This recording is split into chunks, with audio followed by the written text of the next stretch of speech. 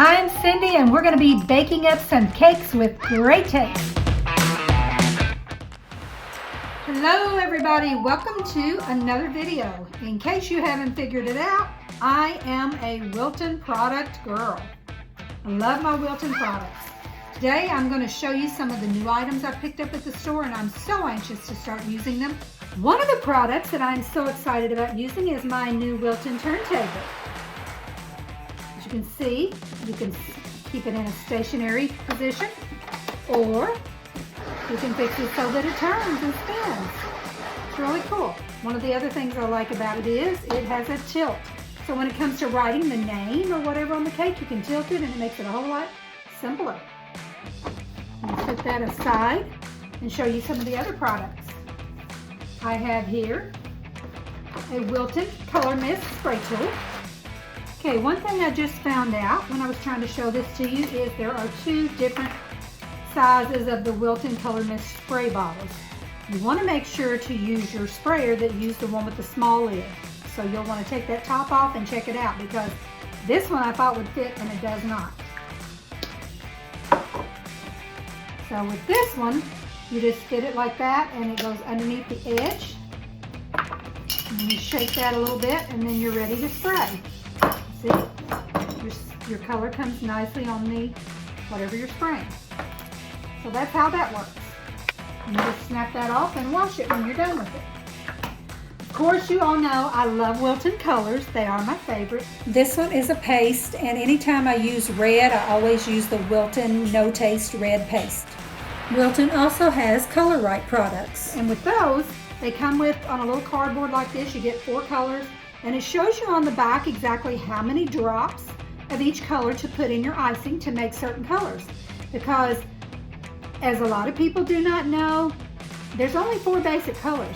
And if you can't find the color you need, then you're going to have to learn to mix them yourself. So whatever you do, do not throw away your cardboard. Keep that. Then I have my Wilton Smoother for fondant. I'm going to show you a little bit about that in a minute. And this product is disposable bags. If you don't like washing those bags, you can use the disposables. You can either just snip the tip off of it and squeeze the icing out of it, or you could drop a tip down in there and cut it to the right size. Your bags, you always have to cut the tips so that it fits perfectly for your cutlery. And this is a Wilton bag. This is the ones that you wash and keep and reuse over and over. I even have some Wilton cupcake holders. I have the food writers. I'm going to show you how those work in a moment. I also have the paintbrush set. You can just touch up like the edges of flowers to make them maybe a little bit of a gold tint or a different color. I also have the icing smoother. I'm not really sure that I will be using the icing smoother because I'm really fond of just using my spatula because it's something I've used for so long and it's very easy really to get a smooth cake even with just the spatula. There are all different types of spatulas. There's the wide one, and I kind of like it because you can scoop up a whole lot more icing at one time with it. And so whether or not I will use the icing smoother, I do not know because I've really gotten used to using this. And then there's the small one, and a lot of people like it because they can smooth the icing better and it keeps the handle away from the cake so that it doesn't do any unnecessary smudges. I also have here the cake lifter. If you're uncomfortable with lifting those cakes after they've cooled and getting ready to put them on top of another cake, then you can use the lifter and you just kind of scoop up underneath of it and then you'll take your hand on top and probably flip it and then put it on the cake that way. Not sure about that product, but it's one that I picked up. And I also have my flower cutout. So I'm going to roll out some fondant and see what we can do with some of these new products. I'm really kind of anxious to use them, but I'm a little nervous too because I have grown accustomed to using the same type products for a long time. And to switch, it will be kind of different for me. But I'm open to new ideas and new things, so let's just see what we can do with these. You want to roll your fondant out pretty thin. And just so you know, I use Wilton fondant as well. As you can see, I love Wilton. I'm going to be showing you a cake that I'm going to be making using a little bit more of these products, and that will give you a little more idea. So here we have the ribbon cutting tool.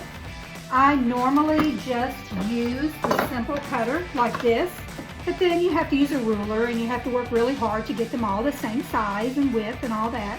So this little product might come in handy. So I'm going to cut a couple of ribbons with it, and you do have to press down hard or they will not separate properly. And you want to kind of get it right the first time so you don't have to redo it like I just did. Then you just peel away your excess fondant. See, I didn't cut all the way through. That's one thing I'm not so sure about because I am used to using the little tool and cutting through my fondant, and it always works very well for me. But it would be nice to have my fondant where it could be cut equal widths. So if I were to make a ribbon, then I would cut in like this and like this and remove any excess that I do not need. And then I have my little banner ready to put on a cake. So I'm going to try out one of the food color writers and see how they do. Not sure if the fondant has to be good and dry first, or if you can do it while it's still soft like that. So let's just look at them and see. Okay, I'm going to put happy birthday. Oh, that's really cool. See, I've never used one of those before. It does work a little better, I must say, if you probably let your fondant set up a little bit first. But I like that. You just write it on there, just like you would write on paper. I think it'll probably do a little better once it sets up. You see? I'll show you again in just a few moments. I also want to see how the fondant Easy Blooms works. It's a new item that I also purchased. I'm going to roll my fondant up here and roll it out flat again. So this little thing, I think you just put it on there like this. The Easy Blooms, I think you just put it on there like this and cut. Oops. I guess that's it. Yeah, there you go. Put it on there like that. Like I said, you gotta press hard. I'm always not pressing hard enough and not cutting all the way through. You just cut through like that. Remove your excess. And then I guess, from what I can tell, you just roll your flour up. Never made a fondant flour before like this, so it's pretty interesting. And then from what I can tell, you just peel your sides back like that a little bit. It's actually pretty cool. Probably if you don't roll it quite so tight, it might be a little easier. But there is my very first fondant rose. You can always cut off the excess if you have too much at the bottom. I'm pretty impressed. You can also do the smooth side. Smooth side will make it look a little bit different. There we go. There's the smooth side. Now I have this one. See? I can do the very same thing. Roll it up. Be careful not to go too tight, because if the looser you go, it appears you would have bigger petals. So I'm kind of try to loosen it up a little bit this time. I don't want my petals to be too terribly tight in there. I want it to be like a full open rose. I'm going to squish that together at the bottom. Oh, now that's nice. Just kind of work with it with your fingers a little bit until you get it to look exactly like you want it to look. And there's my fondant rose with the smooth sides. Now, this is an interesting product. If you like to do the fondant, then those are cute little fondant flowers. I'm also doing a little circle that is going to go on a cake that I'm doing. And basically, just smash out your circle like this. And you can use any of your household tools that you have on hand and cut them out. Exactly. It's kind of hard to make a circle. You don't want it to be lopsided or oblong or strangely shaped. So if you have a glass, or in this case a biscuit cutter, it works perfectly for making your circle. the exact size that you want it. And just like any other time, you just cut into that, take away any excess you don't want. Might have to smooth out your sides a little bit. And your circle is ready for the cake. The cake that I'm doing has little indentions in it. Kind of makes it look like craters. So I just took the back of my lily nail and just kind of made some indentions in it. And then it's ready to put my number on it. It's going to have a number 3 for a birthday. So I have showed you my cupcake cup wrappers, my mini airbrush, of course my fondant. And this is my Bake Ease. I always use pan release, and you just squirt a little in the pan and then you take your brush and smooth it around. But you can also use pan release, well, it's called Bake Easy. You can also use that as well for the bottom of your pan. But I did notice that I still have to take a brush and kind of brush it around the pan because you don't want it all in just one area. To show you how that works, I'm just going to put a little dab of the Color Right on my paper. Just a little dot here.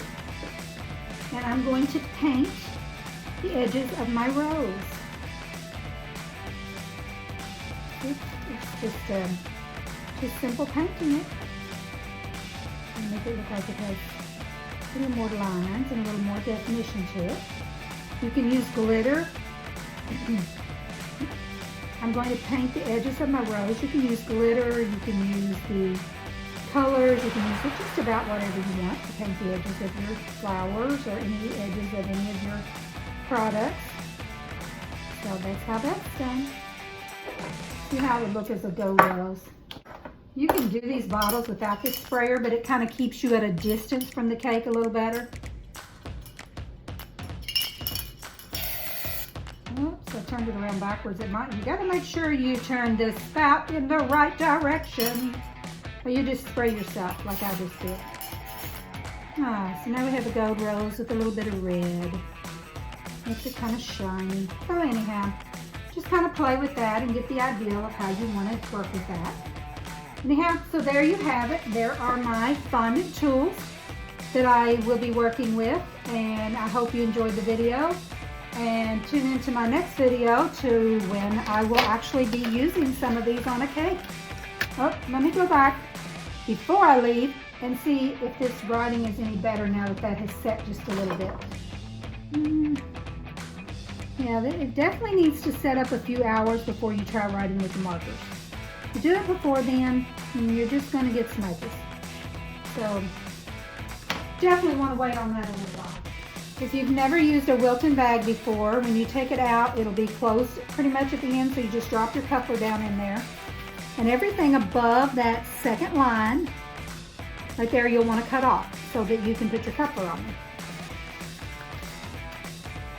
And you know, I have all these new gadgets, and I love new gadgets, but I also love the old ones too. So this is how I've always made a rose. So you know, so I'll do a rose for you. I'm going to get your bag just right. And I like using a toothpick. Never go with the, let me show you the tip. You never put the wide tip at the top. The little tip goes at the top. So you go up your toothpick to connect, spin it till you get a nice rosebud in the center. And after that, you start connecting your petals from the bottom to the top and spin your toothpick just like that. See, that's a small rose. And you can make them larger with more petals if you like. Keep going around like this. And when you're done, take that rose, poke it into your paper plate, your styrofoam plate, which I have a styrofoam bowl instead. Pull that toothpick all the way through, and there's your rose. Now you can set it in the freezer and let them harden, or just let them air dry. So that is my tutorial for today. And I hope you enjoy cake baking, and I hope to see you in the next video. Bye.